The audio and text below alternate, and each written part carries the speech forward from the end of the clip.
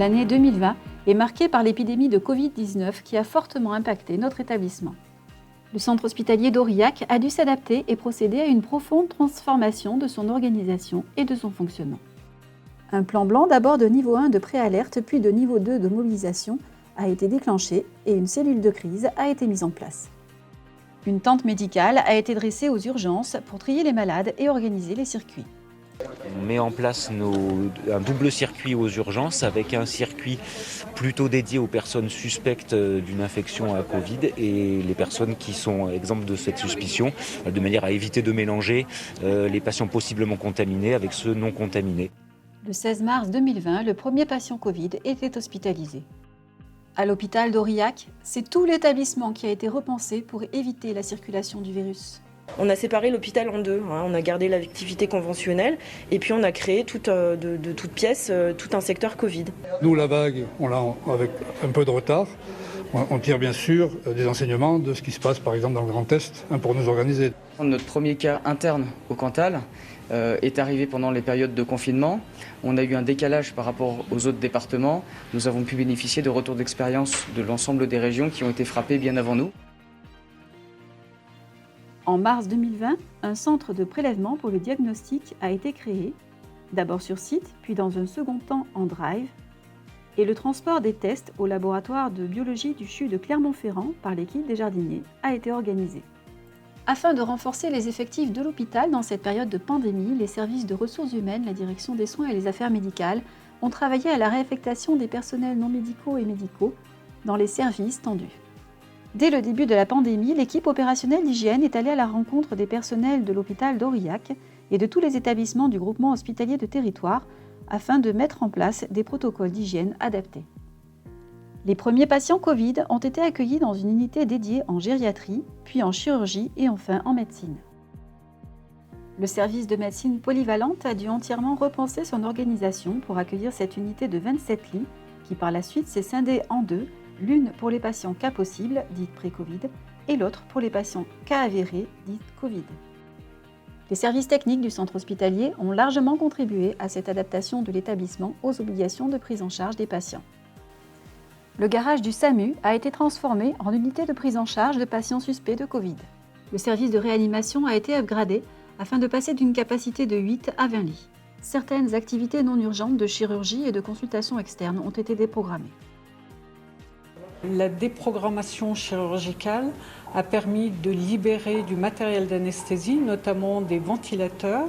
Et ces ventilateurs ont été mis dans les box permettant de ce fait de les transformer en lits de réanimation. Une coordination des moyens au niveau départemental a été nécessaire. 10 lits de réanimation et 14 lits de soins continus ont ouvert au CMC pour les patients non Covid du territoire. Dans son effort contre le Covid-19, l'hôpital a travaillé en coordination avec le groupement hospitalier de territoire et l'ensemble des établissements de santé du Cantal.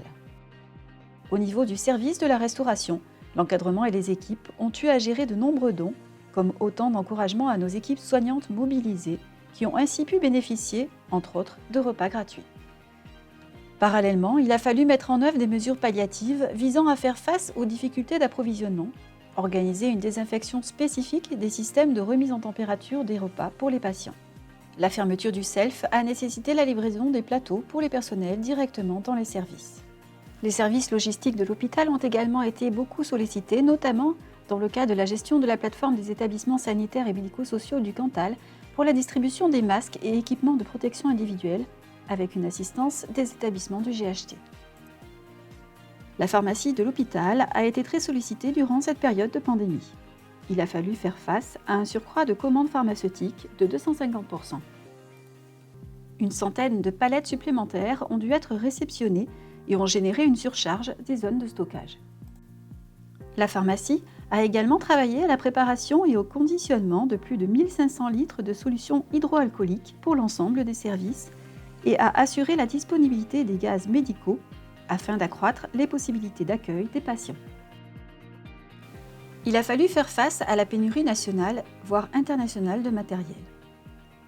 Avec l'appui gouvernemental et des collectivités territoriales, le centre hospitalier a pu bénéficier de 3 respirateurs de transport, un respirateur de réanimation, de nombreux oxymètres et 2 pompes à nutrition. Des respirateurs d'anesthésie réformés ont été reconditionnés et mis en service. L'Agence régionale de santé a permis l'acquisition d'autres matériels qui ont facilité le travail des équipes.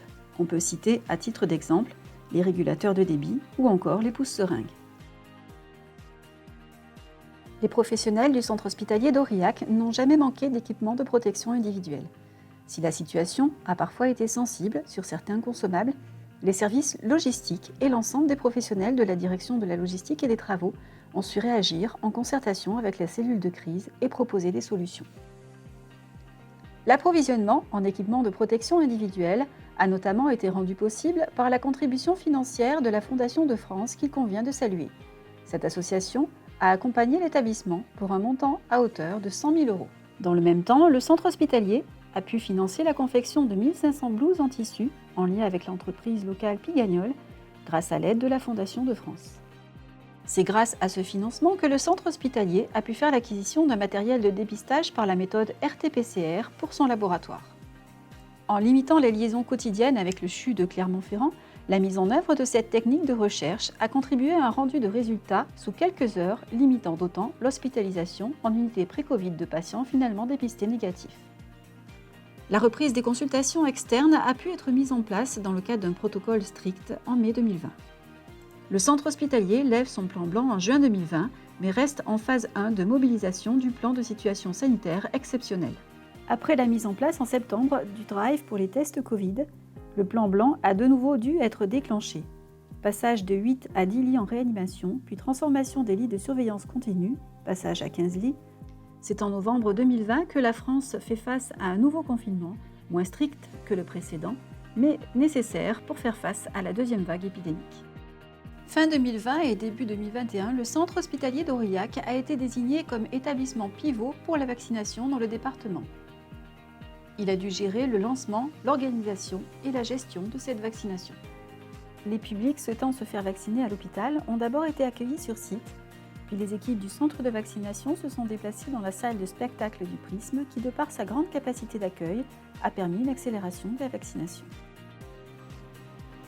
Les services techniques du centre hospitalier, en lien avec le biomédical, ont installé un congélateur à moins 80 degrés et trouvé en urgence une solution de traçabilité pour le transport des vaccins.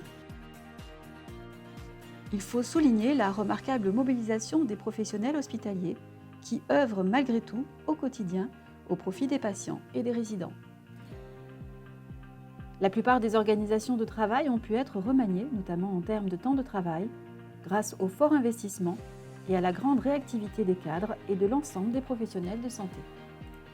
Chaque acteur hospitalier tire les enseignements de cette année pas comme les autres et les valeurs essentielles à l'exercice hospitalier, collectif, pluridisciplinarité, transversalité, ont joué un rôle positif et déterminant dans la gestion de cette crise.